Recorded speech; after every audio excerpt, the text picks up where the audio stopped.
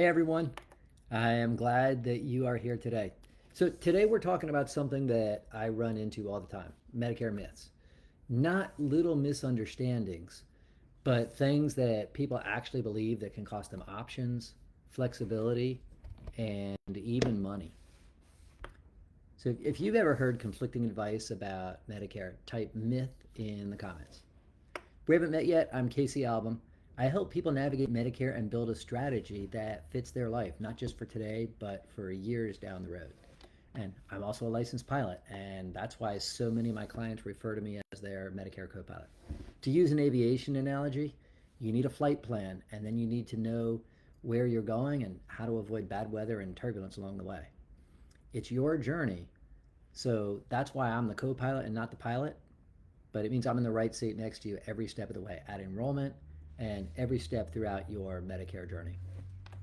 A lot of the people that I work with are successful business owners and high level career professionals who are really used to making thoughtful, well reasoned decisions.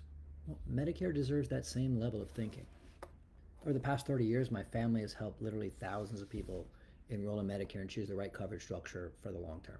We're based in Margate, Florida, which is not quite so sunny today if you're looking at the window behind me. We're just outside of Fort Lauderdale. We serve clients all throughout the U.S., even as far away as Alaska. Do me a favor, drop a note in the comments and let me know where you're watching from today. So, today's conversation is going to walk through 5 of the most common Medicare myths that I see. And these are the ones that tend to trip people up the most. And they're ones that tend to have the biggest consequences, both short term, long term, in terms of freedom and flexibility and finances.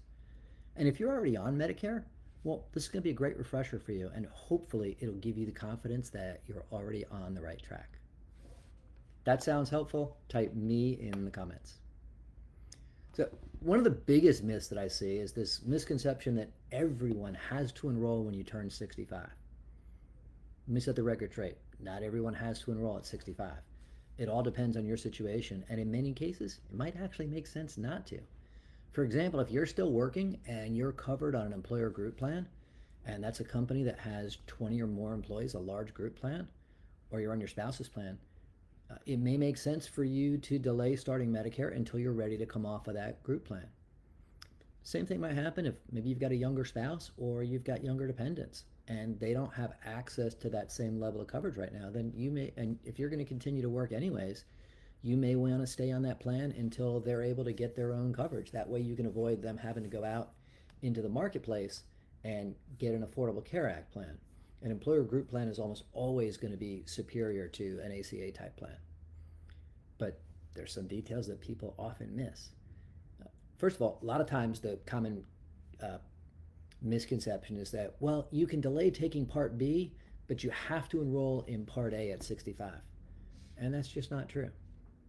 For some people, if you're still covered on an employer plan and you've got a health savings account and you want to continue to maximize the contributions or maximize the employer contributions, enrolling in Part A only at age 65 is the absolute worst thing you can do because now you can't make those contributions.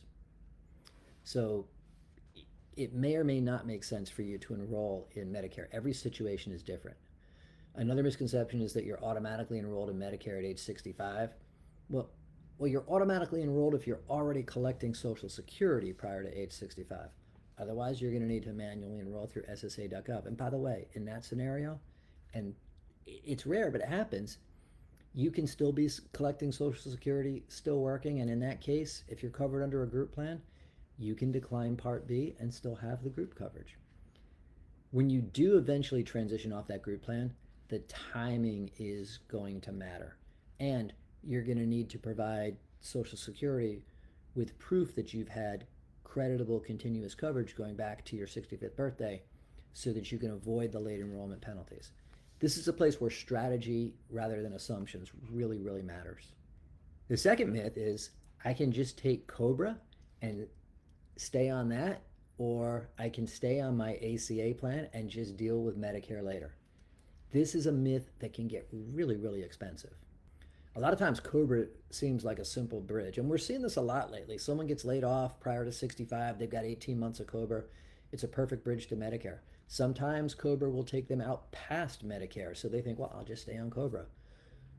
What people don't realize is that once Medicare comes into the picture, COBRA is no longer primary insurance. COBRA moves into the second payer position, and that means that it's only going to pay after Medicare pays. Well, guess what happens if you don't have Medicare in place? You just became your own primary insurance company. That's going to get really expensive really, really quick. ACA coverage, that's another area where I see people make mistakes. ACA coverage is not considered job-based coverage. If you have creditable job-based coverage, yes, you can delay starting Medicare or starting Medicare Part B until you're ready to come off of that plan.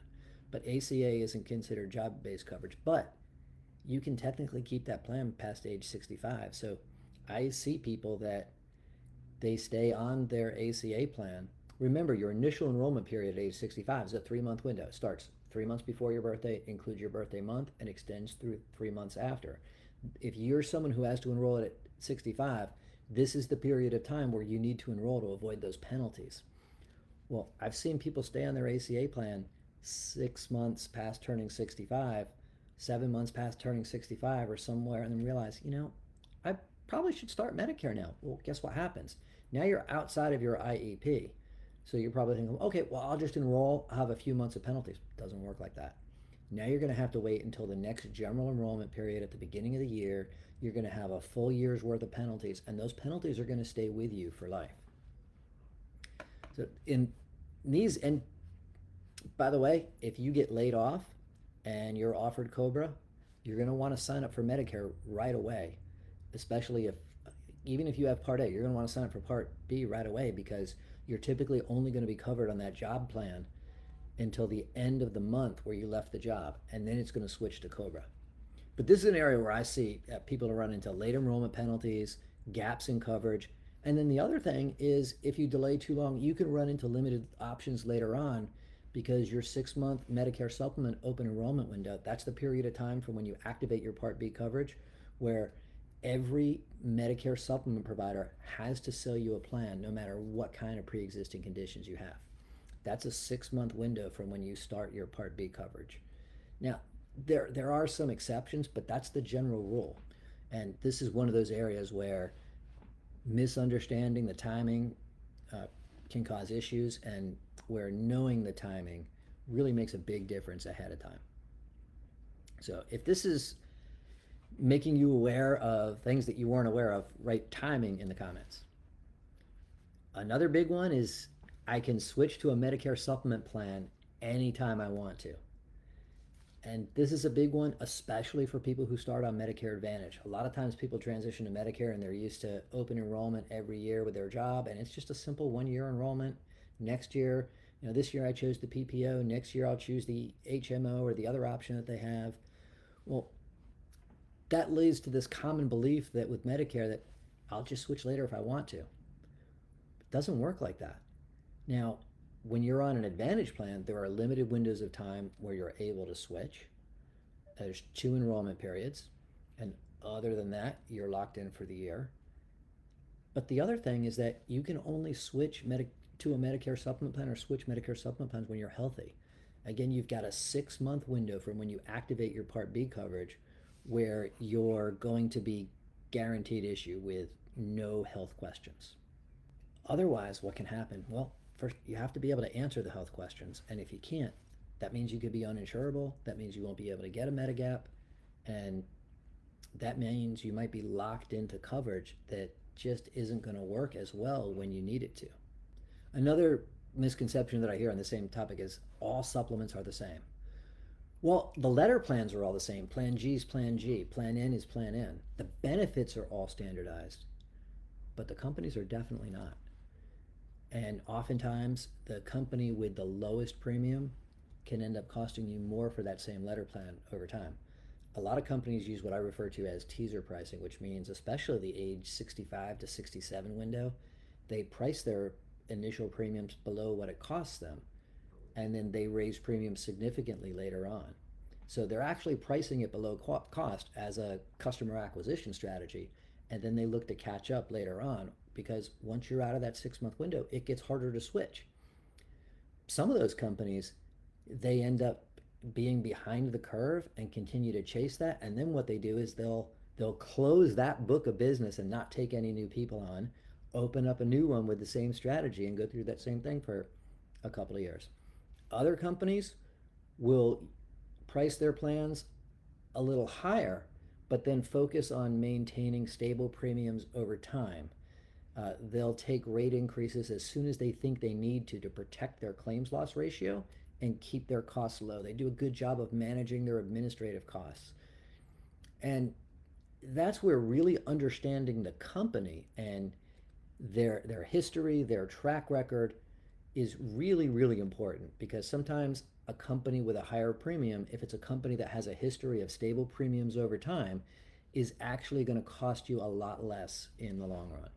And with rising healthcare costs as they are today, and all of the other factors, I talked about that in last week's live, all of the other factors that are driving healthcare costs, it's even more important today than it ever was before to work with a Medicare Supplement company that focuses on stable premiums over time and has a strong track record of doing that. This is an area where a lot of people I talk to say, gosh, I wish I had known that earlier. I get calls all the time from people that they chose one of the least expensive Medicare Supplement plans and their premiums are going up and they want to switch, but now they can't pass underwriting. And so this is why it's so important at 65 or when you're first starting Medicare to have the right strategy and to really understand exactly which type of coverage you're getting and the reasons why, so you can make sure that your choice of coverage is going to be a good fit for you, not just for today, but for the long term. Medicare is not just a one-year enrollment. The decisions that you make when you start Medicare are going to follow you all throughout retirement. Prescriptions are another area where there's a lot of myths. And the big one is, I don't take any prescriptions, so I don't need Part D coverage. Might sound logical at first, but Medicare doesn't work that way. If you delay Part D without having creditable coverage, you can face a lifetime penalty. There's also limited enrollment windows, so you can't just sign up for it when you want to and take the penalty. Just a story of a client that I worked with last year. Lady enrolled in Part D in her 70s. She'd never had Part D before. And she'd also never had Part B. So she had penalties there as well. I was able to help her get a supplemental plan, even though she enrolled in Part B with penalties, but she had to wait until the next open enrollment to get her prescription plan because she already had Part A.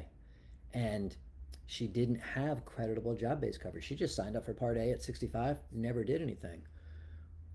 Well, we were able to get her into a Part D plan. She qualified for a zero premium plan. She was really healthy, didn't take any medicines per se, but she's paying over $30 a month in penalties for a zero premium plan. So even if you don't take medications today, you want to sign up for the least expensive Part D plan available in your area.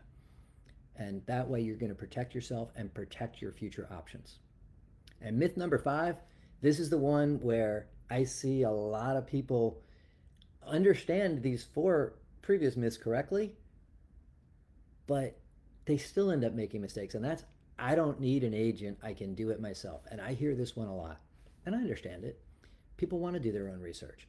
And let's face it, they're also very scared of getting bad advice or being directed into a plan that isn't right for them. They want to do their own research. And there's also a lot of information available to us these days, but there's also a lot of misinformation, a lot of noise, a lot of advertising that's designed or appears to be educational. And that's where people get confused. It all uses the word Medicare, so it's hard to discern what's marketing and what's actual good information. A good, trusted, independent agent, someone who can work with multiple companies, is going to be able to guide you through that, help you cut through the noise. And a good agent is going to take the time to understand you and understand what your needs and goals are in retirement, your budget, your doctors, your prescriptions, whether you plan to travel, all of those things. And then they're going to help you decide which approach and then which plan and company is going to be best for you. But here's the key. You will never pay more to work with an independent agent. It doesn't mean that that we work for free, but we get paid by all the different insurance companies that we represent, which means that we work for you. And our focus is on finding you the right plan from the right company. The premium is always going to be the same, but what you get is strategy, guidance, insight into company differences. We'll have insights into how they provide customer service, claims ratios, how they run their business, premium history, all of those things. And that can help you avoid costly mistakes. And that matters because Medicare isn't just about today, it's long term. The decisions that you make when you turn 65 or you start Medicare, those are going to quietly follow all throughout your retirement. And you're typically not going to see the consequences until you actually have a health issue and need to use your plan. And that's when, if you made a wrong choice, that's when some of those issues are going to surface. So it's all about how your coverage is going to continue to work years down the road. So while it might not cost you more to work with an independent agent, it could definitely cost you a lot more not to. And if you're already on Medicare and some of this sounds familiar, that's a good thing. It means that you likely took the time to understand your options and you made a very thoughtful decision for you. And that's exactly what this process is all about. Medicare is not a one-size-fits-all approach. The plan that your neighbor or your friend thinks is best for them isn't necessarily going to be the best plan for you. So if you're approaching Medicare, or maybe you want to just have a second set of eyes look at your situation, my team and I would be honored to work with you. Think of us as your Medicare flight crew. Go to medicarequotes.com/Facebook and you can grab an appointment with us. You can also call the office at 954-970-4760. Liz or Christine will connect you with one of us or help you book an appointment. Or you can just type info in the comments and I'll reach out to you directly and we'll take it from there. So here are some common questions that people ask me as they're starting their Medicare journey. First one is, do I have to take Medicare at age 65 if I'm covered on my spouse's plan and I'm the dependent spouse? No, you don't have to. If that company has more than 20 employees on the payroll, you can stay on that plan as long as your spouse continues to work. Now, if it's a small company with less than 20 employees on the payroll, you and your spouse are going to need to enroll in Medicare because that plan is going to move into the second payer position. So you have to know how many employees are on there. Some cases, though, it might make sense to take Medicare while you or your spouse are still working. You really want to compare everything side by side. Some company plans are expensive or the out-of-pocket costs can be really high. Some of them charge spousal surcharges, so it may cost you more than it would to have Medicare. Sometimes it's actually less expensive, or you can get better coverage for the same price by switching to Medicare. And that's where it's important to work with a trusted independent agent. A good agent is going to walk through that with you, and if it's not in your best interest to take Medicare at age 65 and enroll in a plan, they're going to point that out to you and show you that you're already on the right track so you don't end up making a costly mistake. How does COBRA work if I'm laid off and it's part of my severance? We hear more and more about companies laying people off, and a lot of times as part of a severance package, companies will offer COBRA for a period of time. Under age 65, let's say that happens at age 64 and you've got COBRA as a bridge to Medicare, that can be a great thing. But if you're over 65, it doesn't work the same way. Even if it's part of your severance package, COBRA moves into that second payer position, which means you have to have Medicare Part A and Medicare Part B in place. And if you're paying for COBRA, you're much better off being on Medicare with a supplemental plan because you're going to be paying an awful lot of money for secondary coverage. If you're Medicare age and you're paying for COBRA, they don't give you a discount because you've got Medicare in place. So you'll have your Medicare Part B premiums and your COBRA premiums. That's going to be super expensive. So we definitely don't want you to stay on COBRA if you're over 65. We want you to enroll in Medicare Part B as soon as possible. What do people typically do if they have younger dependents? That's a great question too. So, some of you may have a child that's finishing up college and doesn't have access to employer coverage yet, or maybe you have a younger spouse that's not yet eligible for Medicare. If you're still working and still on that group plan, it makes sense to stay on that plan until they're able to get different coverage. Otherwise, what happens is they're now going to have to go out into the marketplace and get an Affordable Care Act plan. And that can be really expensive. And in almost every case that I've seen, job-based coverage is going to be substantially better than what you'd be able to get on an individual plan. Do I really need Part D if I'm using GoodRx to get my medicines and I'm taking generics? Yes, yes, you do. Unless you have some type of creditable coverage that you're keeping, like maybe you have VA coverage, for example, that would be a different scenario. But otherwise, you want to get a Part D plan. In most states, in all states, there are Part D plans for less than $20 a month. In a lot of states, there are Part D plans that are zero premium. So my advice in that situation, get a zero premium plan. By the way, you can still use Part D, or excuse me, you can still use GoodRx. It's not going to apply towards your plan's deductible, but if the out-of-pocket cost under GoodRx is better than using your plan, well, that's fine. You can still use that or use those other discount programs, but sign up for the least expensive Part D plan. You can always reevaluate it every year during the open enrollment period. For folks that have Medicare Supplement and a Part D plan, your Medicare Supplement plan is guaranteed renewable. It's going to stay in force as long as you pay your premiums, as long as you want it to. But you can reevaluate your Part D coverage every year during the open enrollment, October 15th to December 7th.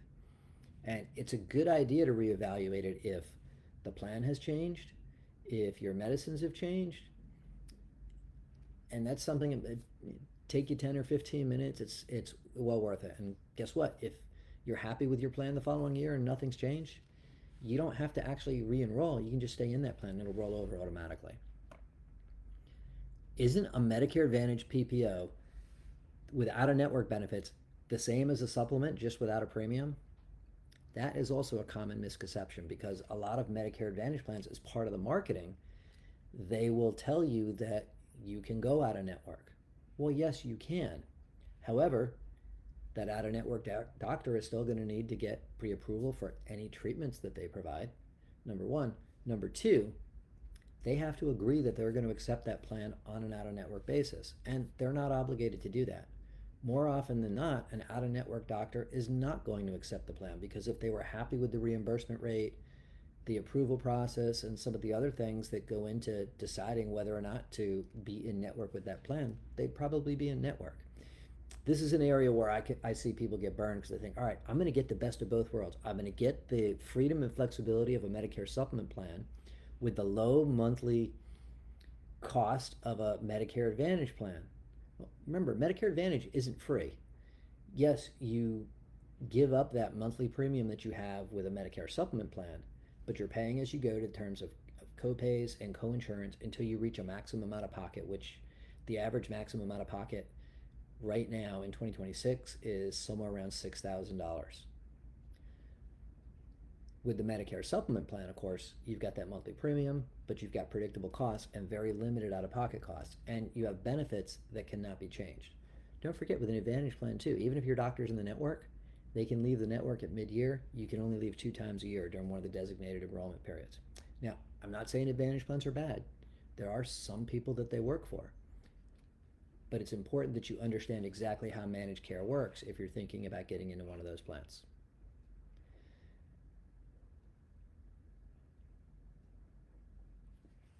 The biggest takeaway from today is this: Medicare isn't all that complicated once you fully understand the rules.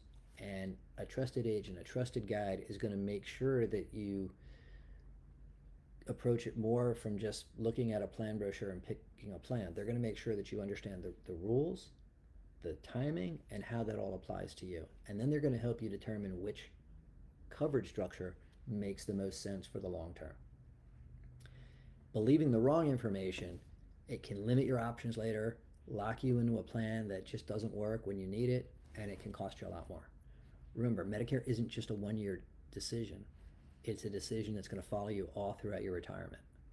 And a little clarity up front is going to go a long way down the road. So if you'd like help reviewing your situation, or if you're getting ready to start Medicare and want someone to walk through it with you, go to medicarequotes.com/Facebook, and you can book some time on the calendar. You can call the office, 954-970-4760, or simply comment info, and I'll reach out to you personally, and we'll take it from there. Thanks so much for watching. I'll see you next week at 3 p.m. Eastern Time for Medicare Live. Take care, everybody.